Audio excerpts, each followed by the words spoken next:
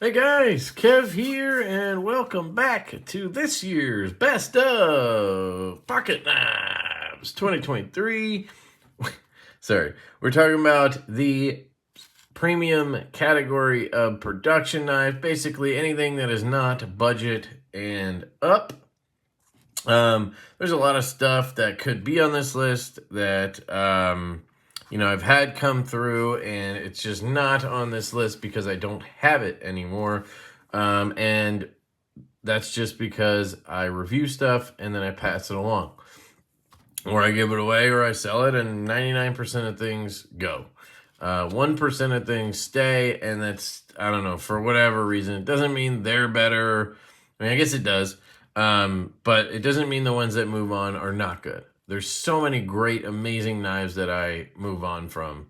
And it's just because I'm not really a collector. I'm a reviewer, and I try to just keep things moving. There's no reason for me to have 300 knives because I can't carry 300 knives. I struggle to carry my own knives. So, and I enjoy the way I do things. So there's nothing wrong with that. And if you are a collector, there's nothing wrong with that. So we're all happy, right? But I just want to point it out that there's going to be knives that you think should be in here that are not going to be in here. And that's for two reasons: what I just explained, and because this is my opinion and not yours. But you're welcome to make your video explaining all this and let me know down in the comments what your best of 2023 knives would be. Okay, so let's talk about it. This is going to be the category that has the most knives in it. I think there's like 6, 7, 8, I don't know, something like that.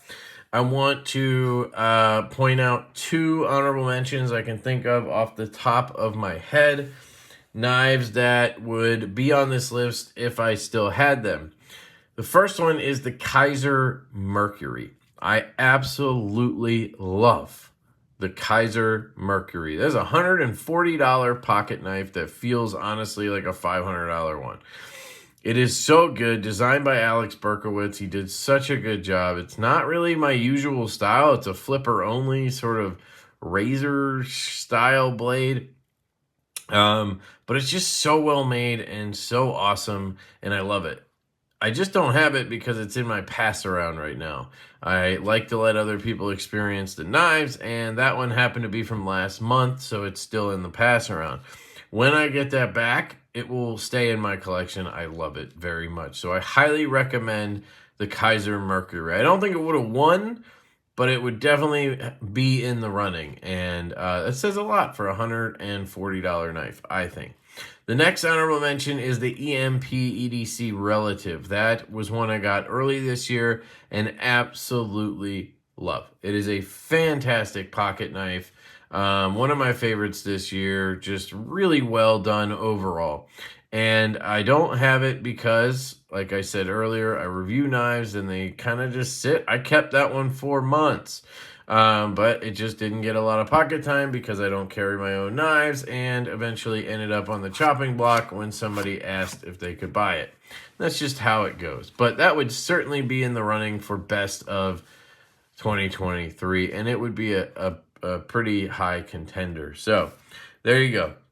Those are the honorable mentions I can think of. So let me show you a couple that are not going to be winning this category, but I think are definitely worth showing you guys. The first one here is going to be from Bridgeport Knife Co., and that's going to be the 395 V2. I'm pretty sure this came out this year, and I've always loved the Bridgeport Knives 395. It's just an amazing design, and the V2 really hit it out of the park for me because they did carbon fiber and they did lighter weight versions. The first versions were all titanium, and it does add a little bit of weight having it be titanium.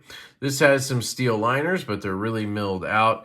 And then you have that, what I think is Black Dunes fat carbon on here. And Garrett over there was kind enough to send me this one, and he gave me one with a really stout detent. And, you know, sometimes it can be a little too stout, but man, it is really, really good and snappy. I love this design because you have this sort of choil up here, and for my large glove size hand, it's literally just the perfect size. I don't like larger knives, which You know, a couple of the ones in this video are going to be, you know, medium size. But normally I like the smaller size knife. And this thing just is so good. And I believe in 20 CV and this camo carbon or fat carbon, it was still only like $190 or it was something like that. It was a really good price, I think. Made by Kubi. They did a great job. I've had this knife most of this year and I absolutely love it. So that is the Bridgeport Knives 395 V2. I don't think it's going to win, but it's definitely a contender for best knife of 2023. The next one's going to be from Berg Blades, and that is the Berg Blades Mini Barber. So I had the full-size Barber last year, and I really liked it, but it was a absolute thumb crusher. It would just come down, and that corner would get you like a CKF Evo and really want to kill your thumb. And then the clip was just really bad for me. It was super tight and whatever. So I moved on from that. It was also big. But then he came out with this mini version, and I was intrigued. It had a bolster lock design versus a frame lock design. It had a top flipper design instead of just studs. And so I asked Matt over there if I could check one of these out to review. And I absolutely fell in love with this knife. By the way, I think every knife on this list has skiff bearings in it. Yep. So that tells you right there how much I love a knife when I throw, you can't see them, but when I throw a set of skiffs in, it means I really like the knife. I mean, I'll do it to a lot of knives, but just saying. This knife just really caught me off guard. I didn't expect to love it, and I do. It's phenomenal. You have that flat up there, so it just melts into my hand with this curvature right here. Now, the one reason it's not going to be higher on this list, the reason it's kind of at the bottom of the best of, so it's still like number 8 or whatever, number 7 out of a gajillion knives I handled this year, right?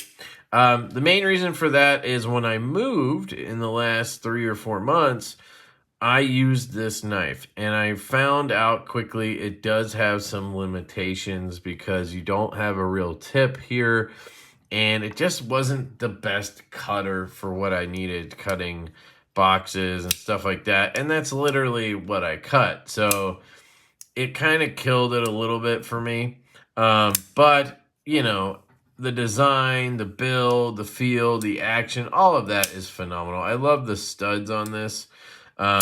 These studs that he chose for the Barber series are just amazing. This one, interestingly, is a bolster lock, but it has no steel inserts. Titanium with no steel inserts. Kind of interesting to see that in 2023. It works. There's no stick or anything like that. I did notice if you give it the old spine whack, I can get it to fail, but I don't know if that has anything to do with that. And again, the spine whack is an interesting conversation we can have another time. This isn't the place for that. For me, if I can put pressure on the back here, like I'm pushing pretty hard right now, it's not failing. I'm happy with that. Like, yeah, you could have an accident where you smack it into something behind you, and that could happen, but I don't know. I think impact is different than pressure. But I do agree with people that knives should just lock up. It'd be nice if this didn't fail that, but it doesn't necessarily like ruin the knife for me. I love this knife. I think it's fantastic. I just wish it was a little bit more of a pointy tip so I could use it a little bit more for my tasks. But an absolute banger. That is the Berg Blades Mini Barber. I will put links to all of these knives down below. If I have affiliate links, they'll be down there. If I have codes, they'll be down there. So if you use those, it does help the channel as well. So that's the Mini Barber. And then the next one is going to be the Jack Wolf Knives Gunslinger Jack. So this is their first locking knife. They dropped this guy at Blade Show 2023, so it was end of May, early June this year they dropped this, and it's a really, really well done knife. for the first time doing a locking knife. I think Ben did a great job designing this. It's just got really cool details, like the purple accents everywhere that match the, you know, purple haze scales, and obviously whichever version you got cool colors. And then the bolster lock, so left-handed, I can flick it really, really well. Obviously, that's going to be a theme here. All these knives are going to work really well left-handed. The front flipper's good. I wish had jimping up and around, or I wish like right here it started getting smaller jimping and just got and got a bunch of jimping up and around. So you can miss it sometimes and then it hurts. But if you get it, it's a banger. The D10 on this one is on the medium to stronger side, which is nice for this knife. It's not like strong in general, but it's definitely got a little, right? It's nice. Flicks amazingly well. You can dig in, and because that blade is so light, it's a little harder to thumb flick this one, but you can do it. You can roll it back. Again, if you miss it, it's gonna hurt, but you can do it. Good ergonomics. It's just a blown up sharpshooter jack. I really love this knife, and I love what it stands for, basically being their first locking knife. But when this came out, I really wished they did a locking version of the Midnight Jack instead. And so this is not going to be, you know, #1 on this list, but definitely an awesome, awesome knife. And just was so cool to see that they were making locking knives. So that's the Gunslinger Jack. So now we get into the final 4. And these 4 knives I sat here and played with for the last 20 minutes before I recorded this and just tried to figure out which one, right? Which one's the one? And honestly, any one of these 4 could be #1. So I want to put that out there. Any one of these could be #1. So I love them all to death. I think they're all Knife of the Year candidates for 2023. I think they could all win. So I don't know what order to go in with these, but I'll start with the newest release, and that is exactly what I just said I wanted. The Jack Wolf Knives After Hours Jack, aka the AHJ. This is a locking version of the Midnight Jack, which is exactly what we all wanted when the Gunslinger Jack came out. And so this knife hasn't even released yet. It's dropping on the 15th of December. That may have come already by the time this video drops, but it may also be before that. And it is an absolute home run. Ben did such a good job on this design, and taking what he learned from the Gunslinger, I think it just really, really knocked this one out of the park. Again, you know, I have the same gripe with the front flipper. I wish the jimping got tighter and then went up and around, because it stops right there, and if you miss it, well, it hurts. And the rollback is a little harder on this one for me. I think you get less tab or something than you do on the other one. The D10 is a little lighter on this one than the Gunslinger, but it seems to be breaking in and getting a little bit stronger. The retention on the D10 is excellent, and that's one reason I think it just works so well. The front flipper works, and the reverse flick is great. But if you're left-handed, you see sometimes that can happen because you have a larger bolster on this one than you did on the Gunslinger.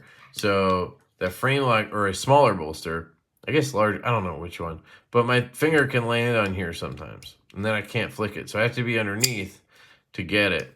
And that really didn't seem to be a problem when I first got it, but I think as that D10 is breaking in, it's actually making it more of a thing. But with a little adjustment, it's not a problem. But that's probably, that and the front flipper are probably the main reasons this one is not #1. But it's really, really high on the list. Got skiffs in here. You can see it drop. I mean, it's just really, really good. And this is something I wanted all year long. And the fact that it's here, you know, I had to put it on the list. Gorgeous. Fits the hand really well. Nice and thin blade. I did have a little bit of an issue where it wasn't like super sharp, I think up here, and I just dropped it a bunch and now it's perfect. And I do have a little bit of grab on the lock bar.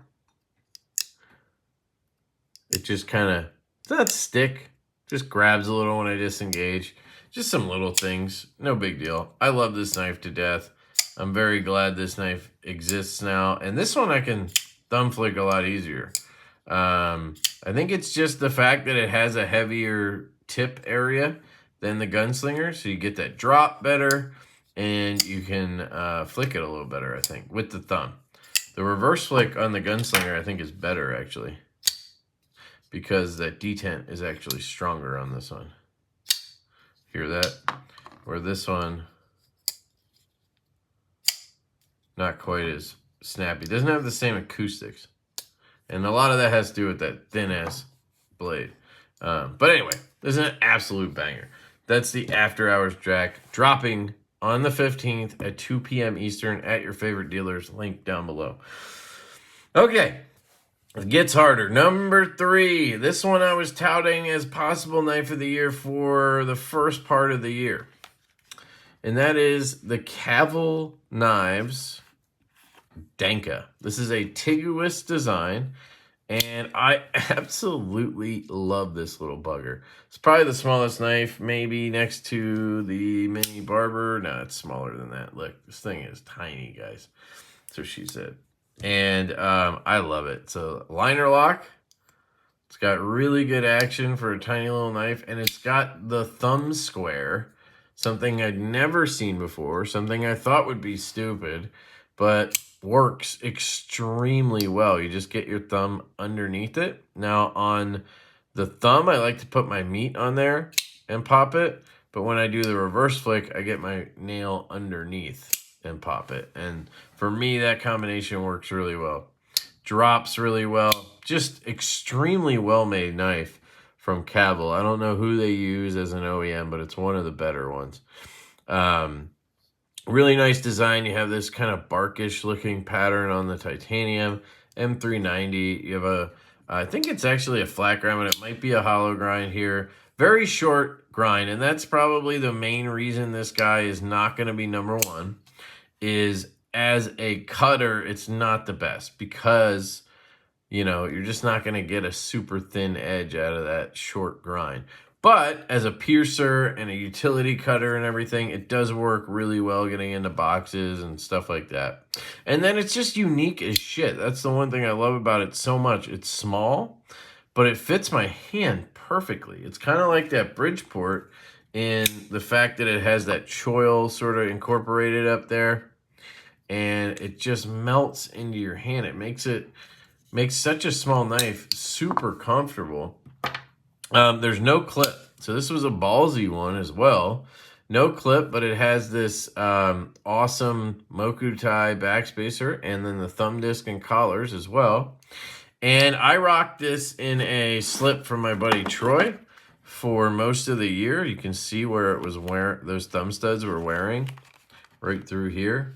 And this is how I carried this. And I loved it every step of the way. And then recently, they came out with their own slip. This thing was like $20, and it is probably the best clip slip I've tried. Got it right in there, and it uses a wire clip, so it just carries so well. And this is such a great little setup right here. And I wanted to make sure Tiguous was represented on this list. Here's his logo right here. He has absolutely killed it this year. He has brought out probably 10 or 15 models that I've reviewed, and they've been all really cool and unique. He just has a really cool design style and everything.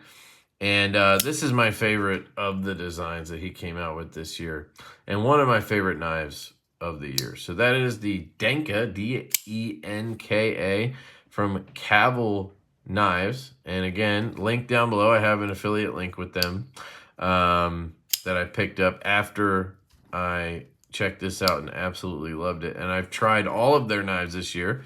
I have videos on all of them, and they're all just unique and different and cool. And it was a real breath of fresh air this year to have Cavill Knives come out. So there is number 3. Number 2 is an absolute soul crusher. This is the knife that I thought would win Knife of the Year, hands down, for the last probably 5 months. And that is the Berg Blades Sweeney. I did a review on the prototype and I loved it. And then the production came out and I got one and I love it.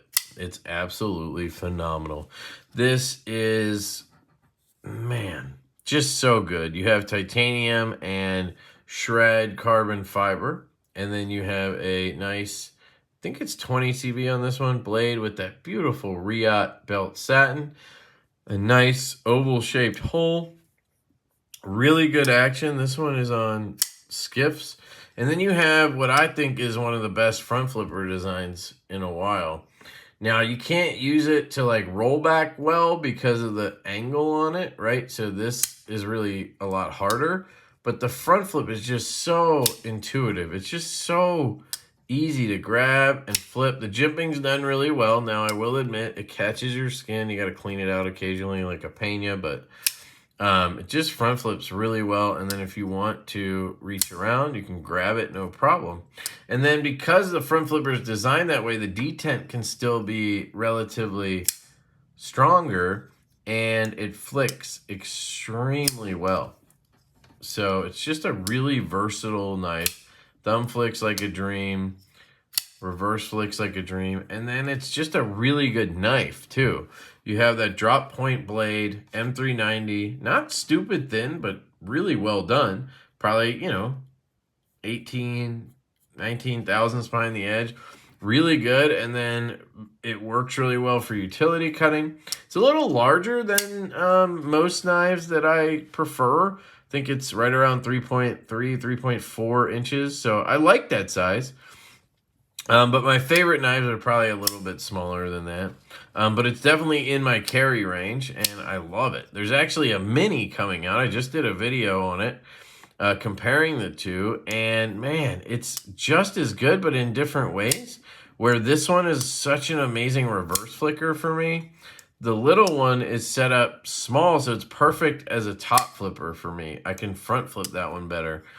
Now, there is one drawback with this knife, and that is it has this taller, like that After Hours jack, has that taller lock bar sticking out.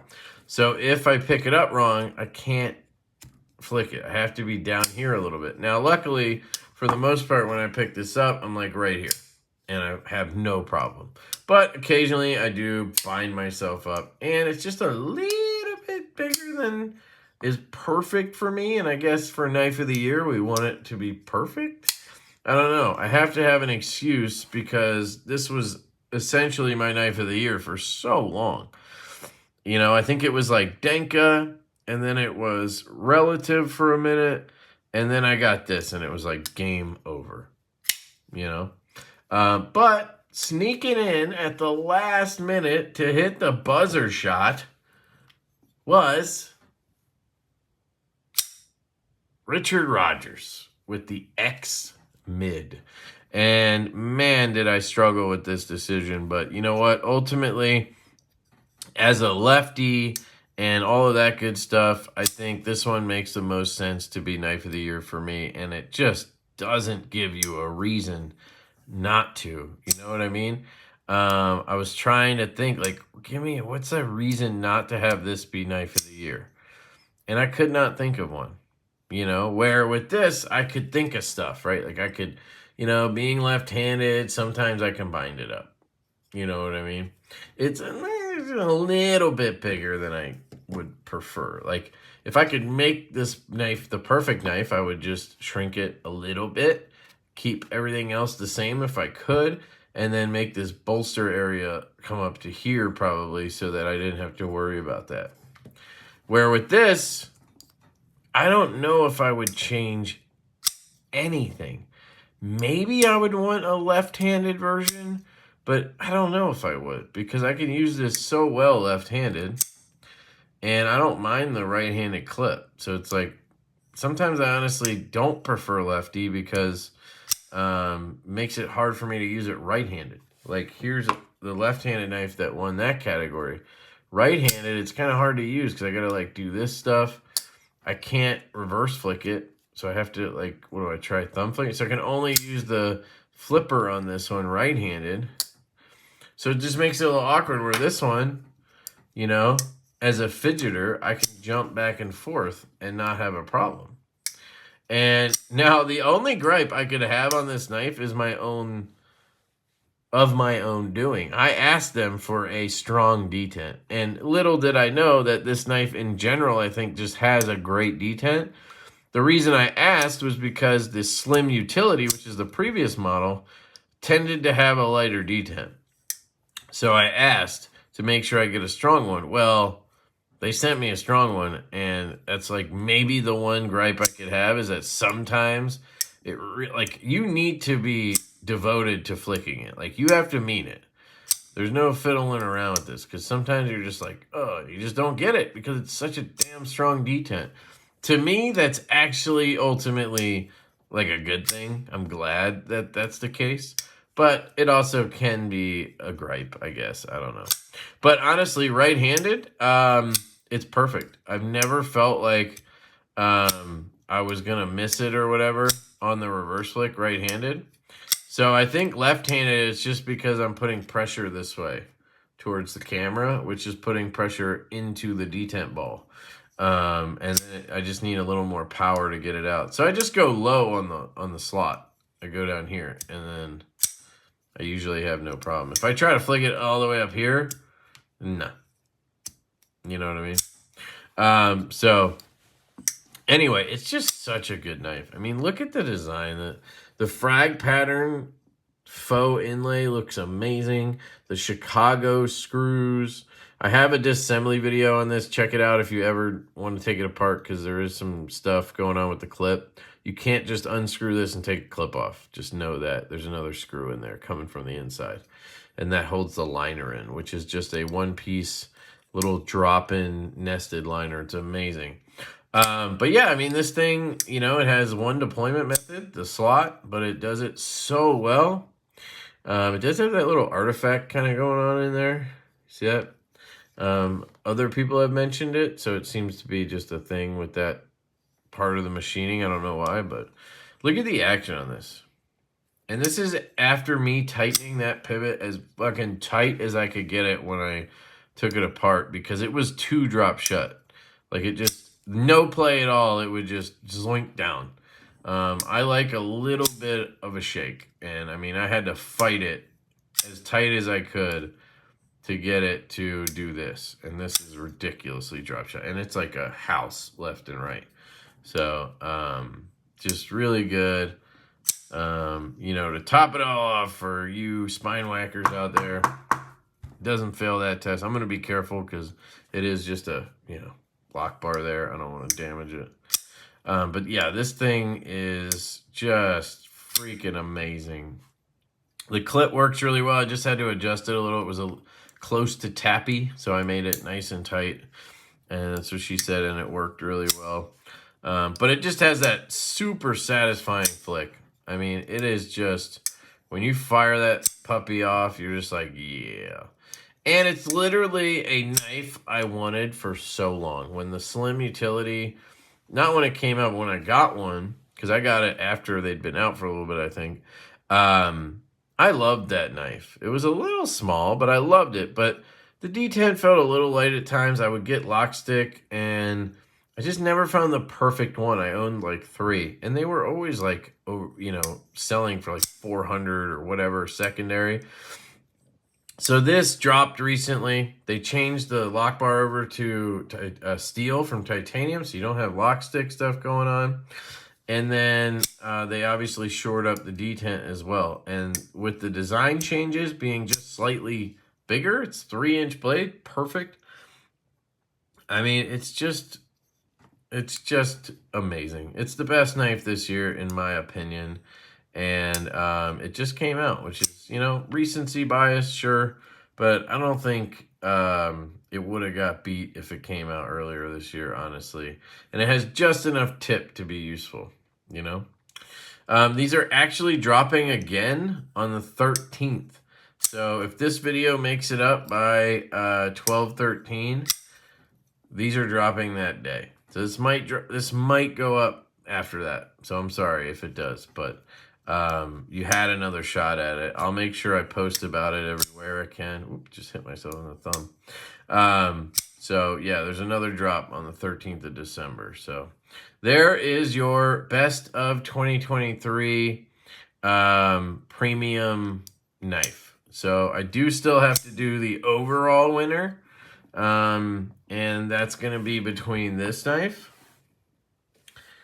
and this knife, the Feel Good Jack, this knife in the budget category, the Tempest Knives Microburst, and this knife in the lefty category, the Vero Engineering Synapse. So there you go. Stay tuned for that video. Let me know which one you think would win. Let me know which of these knives that I showed you should have won if you don't agree with me. It was a tough battle between these two. And, you know, I think recency does play a part into it, but there's just a little bit more design details, I think, or whatever. But, man, this is such a good knife. I recommend the shit out of that knife if you can get one. So, all of them, honestly, just amazing. So, I love you guys. I hope you have an absolutely fantastic day, and I will catch you later.